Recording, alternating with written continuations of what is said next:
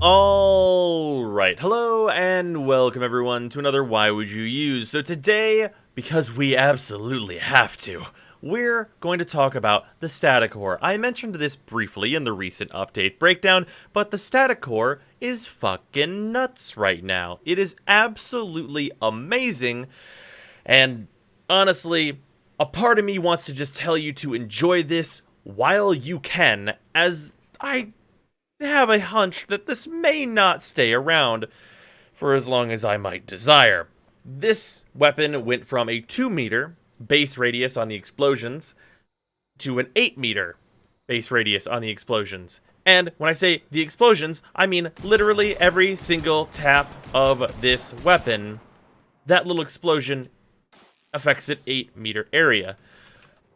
That is absolutely phenomenal because these weapons do very good DPS and have really good status as well and can be built for crit even. So, yeah, let's just jump into how this is built and then we can show off what it's exactly doing. So this is the build that I have gone with. You can see even in a crit focused build, I'm still getting 81% status, which is absolutely phenomenal. Of course, these don't have the greatest crit chance ever, but the crit damage that they have definitely patches that up a bit, and you're going to be firing fast enough that 40% is more than you might think it is at face value.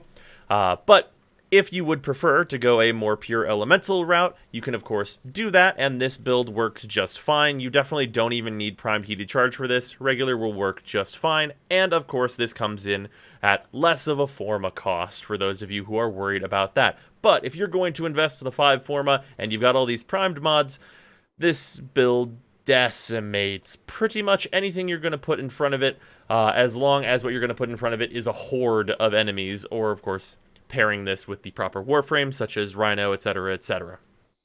But with just little old Excalibur, just defensive mods, sorta Excalibur, very mid-level, not using any abilities, let's show what the Staticor does to level 50 enemies.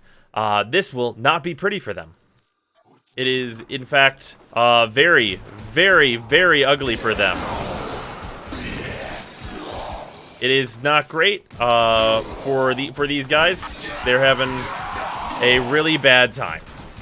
And like even heavy gunners, like they get melted really, really fast. Like it's not really really going great for the enemies in this case. Yeah. This weapon is absolutely amazing at any kind of low-level clear, and it is worth noting that the explosions on the Staticor go through walls, so if an enemy is hiding around a corner, you can still blast them. I will also add that, because she is very popular right now, this secondary is phenomenal with Saren, as of course this will pop spores and the like, making it very, very easy to spread your spores, especially whenever you like fire it down a hallway and you'll hit a guy and then it'll spread to like the back halls, etc., etc. You know the drill with Saren if you do. If you don't, I have a video on that. But let's see what happens when I bump the test up. We're going to double the level of the test to a level that most players are unlikely to encounter in their day-to-day play. And I'm going to turn on invincibility because my Excel is a squishy boy, and this is more of just a show of the DPS.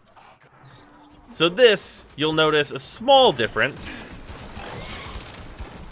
in that the heavy units will survive some amount of these shots. They will not survive a huge amount of time, and the light units can even take a couple hits. But at level 100, for a weapon with the considerable AoE that this weapon has, this is very, very good. Like, this weapon is actually competing with the Atamos, which those of you that have seen the video will know that I rate it as the best secondary weapon currently in the game. Yeah, it's kind of ridiculous. Obviously, it doesn't have like the insane armor stripping quite as much as the Atamos, but it's still there and still very effective. It's really, really good. Like, if you're using a Warframe that has damage buffs, like if you're using Chroma, if you're using Rhino, etc., etc., and you're using your buffs on these weapons, they just obliterate pretty much anything you're going to come across. It's also worth noting, because I have used them there quite considerably since their release, in the elite alerts, because of the new nullifier drones, these, dealing with the nullifier drones, makes it really, really convenient. These are going to be one of my go-to sidearms if they stay like this. And honestly, even if it went from like an 8-meter radius to like a 6-meter radius, these weapons would still be absolutely incredible. And while I of course hope that that does not happen, as it's nice for the Itamos to have competition, it very well might. So enjoy these, perhaps while you can, and I will see you tomorrow.